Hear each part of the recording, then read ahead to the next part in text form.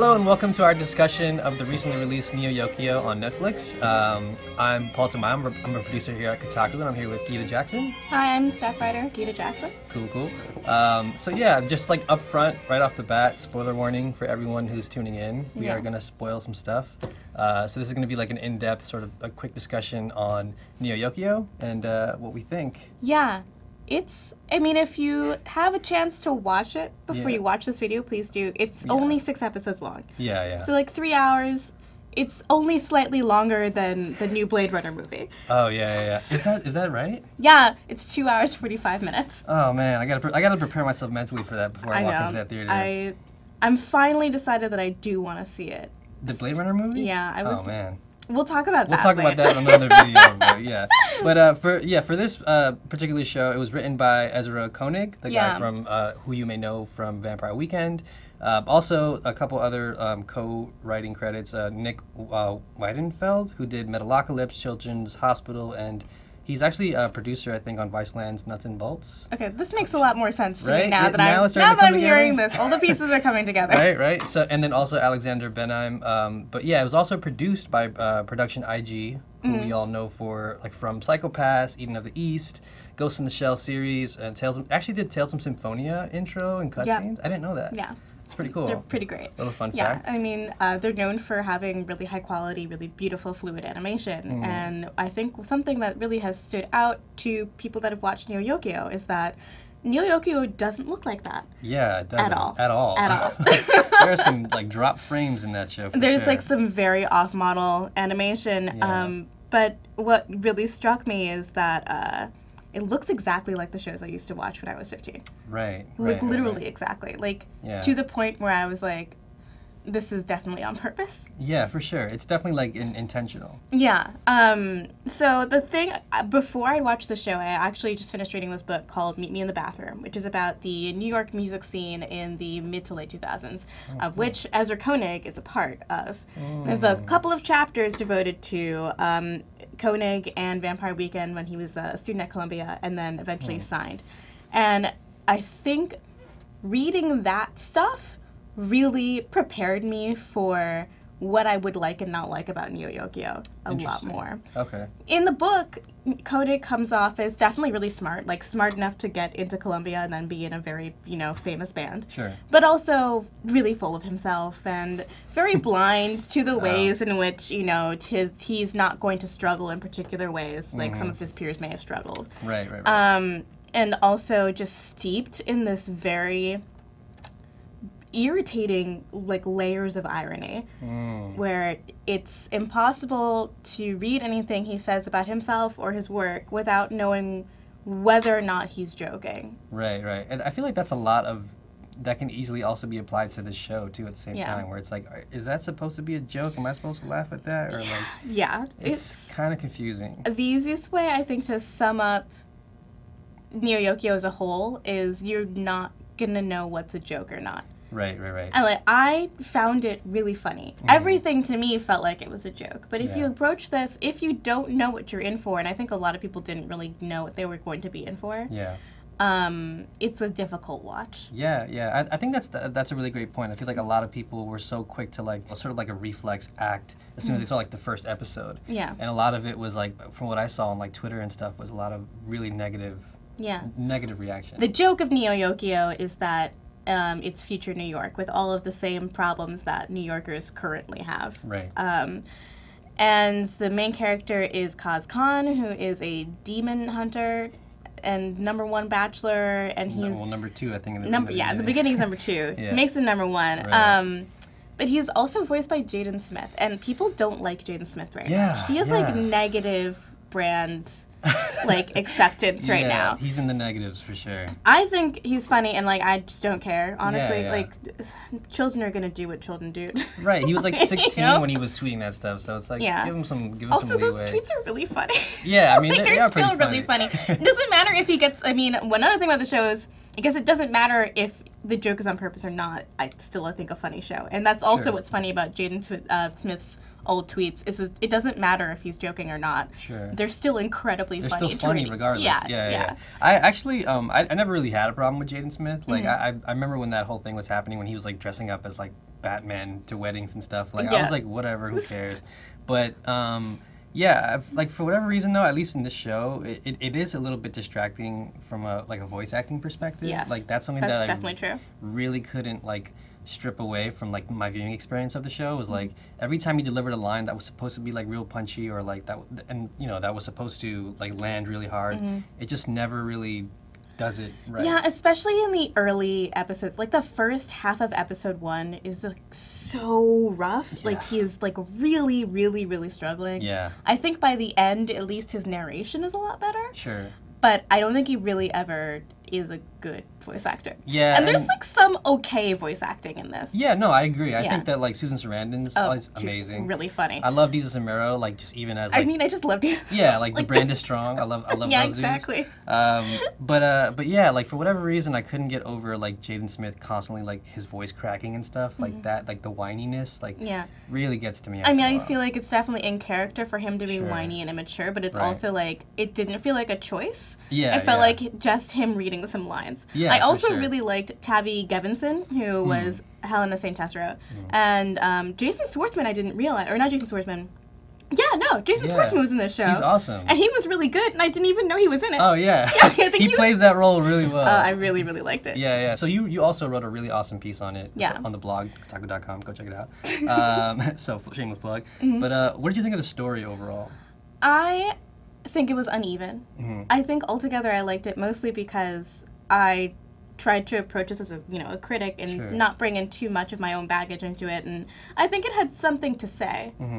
But I think that the big problem is that it's the same problem that Ezra Koenig has with all of his work in Vampire Weekend and beyond, is that he is poisoned by irony, and he is like ill-equipped to make the value judgments that he wants to make, you know. So the show eventually turns into this. I mean, it's very on the surface that it's a critique of sort of the rich people. Right. Kaz Khan is a demon hunter who's a nouveau riche, and all the old money people are very judgmental about him, and he is so concerned with keeping up his image that he doesn't want to do things like work for money. Right.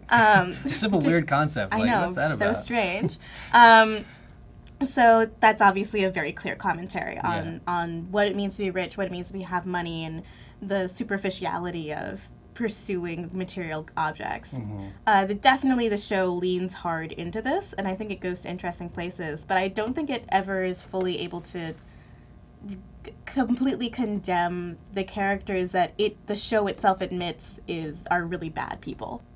I think Neo Yokio likes its characters too much. Yeah, that's a good point. Yeah. Like they don't really like dig into like the bad characters too much. Well, in that third episode with the sort of problematic elements of gendered swapping stuff. Yeah. In the third episode they do strive to make it clear that whenever Kaz is like dismissive of the women in his life, that is an aspect of misogyny. Like, they say misogyny in the show, and I think it was important to do that.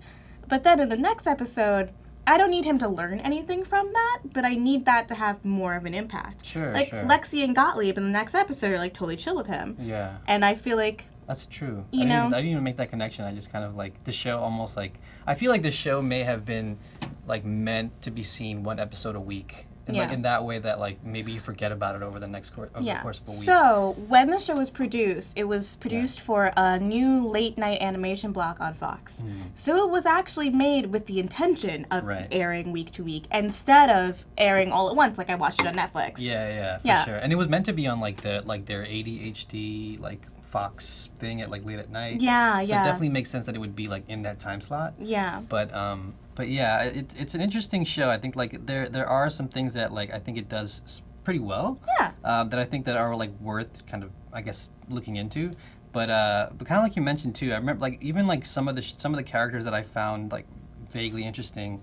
They just kind of they do this thing where they turn them into a demon or something, like the pop star character. Who I really liked Sailor Pellegrino. Me too. Yeah, she was so funny. And then, well, it's this thing that they do where anybody who is of not an upper class character turns out to be a demon. A demon, yeah. Which is like, that's real interesting. And like, I guess they're trying to make you sympathetic towards the demons, but it's also, there's not enough time in 6 half-an-hour episodes to really get into that. Yeah. I did really like Helena St. Tessero. The fashion blogger who becomes despondent after being depressed. I thought the character was really, really funny. And then over the course of the show, so she starts out, and Kazcon kind of really gets her number and is like, look, you've had a profound experience, but at the end of the day, you're just a rich girl who lives in a big townhouse in the sea beneath 14th Street. And that's, like, very true. And, like, I feel like we've all met that one person who's, like, read some Bakunin, and then it's just been like, I'm an anarchist now. I'm woke now. Yeah, exactly. But by the end of the show, she's doing, like, violent terrorist acts. Yeah. And she's, like, has a lot of conviction, and suddenly, I don't really get where that came from. Right. But it's also, I really like that there's a hard pivot to, like, okay, this started as fake woke, and now it's real woke. Yeah. Now she's on top of the building with binoculars. Yeah, like, exactly. With the robot. Now she's a political dissident, you know, and she's fleeing the city. That is pretty interesting. Yeah. I also, like, appreciated that the title of the last episode, which is I'm starting to think that Yokio is not the greatest city in the world. Yes. Where, like, there's a seed that's planted that, like, despite all of, like, the show's flaws, that there may be something in season 2 that can sort of, like, start to, you know, go somewhere interesting. I mean, what I really want to see is, so Kaz has been completely deconstructed now by the end of the first season. He no longer really cares about the Bachelor board. He, the girl that he was sort of hoping to get with after Kathy, his ex-girlfriend, broke up with him, is now, you know, a refugee, basically. He doesn't really know if he wants to hunt demons. His life is just in shambles, essentially. He has no motivation. And I want to see him actually change and become a different person. Because it's setting up all the pieces. This feels like, honestly, like the first chapter of a book. Yeah. Like this whole season was a pilot. Yeah. I mean, I think that's its big problem. I think that's also something that people are responding to, like, with negativity. Sure.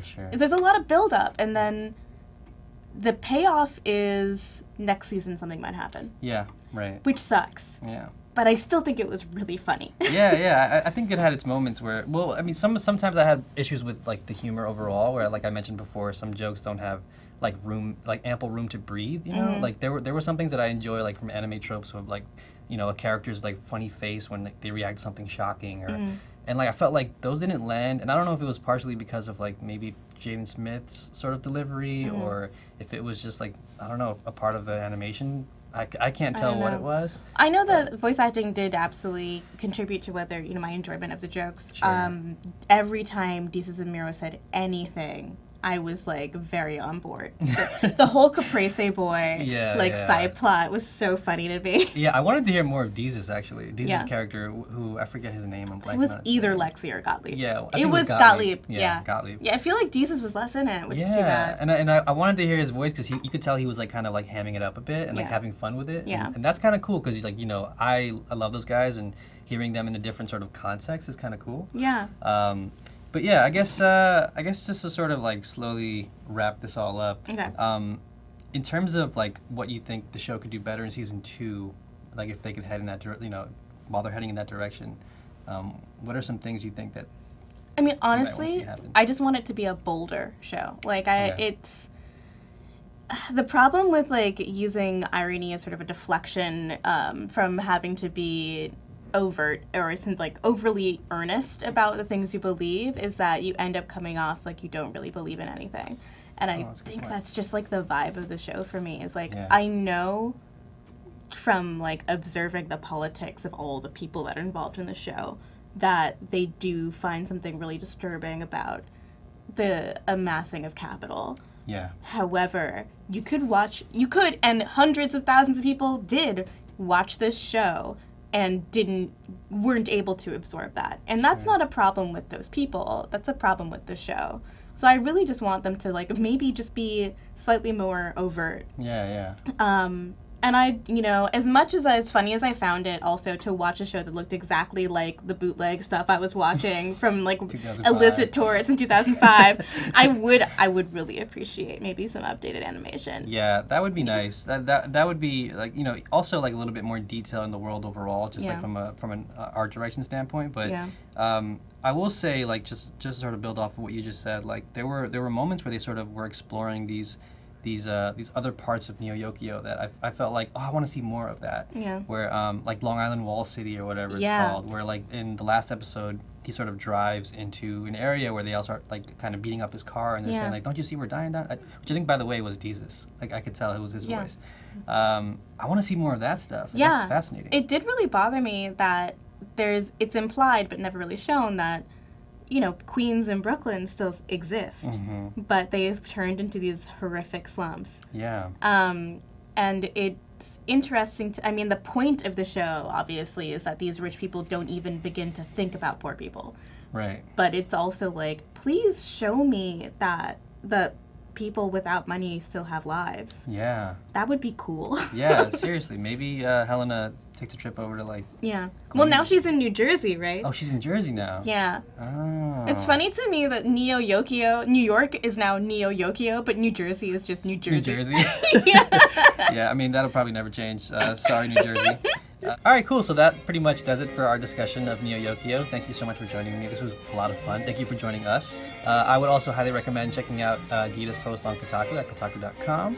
It's really worth reading, especially if you've already watched the show, or you know, if you want to give it a shot, give it a shot. Maybe you might like it.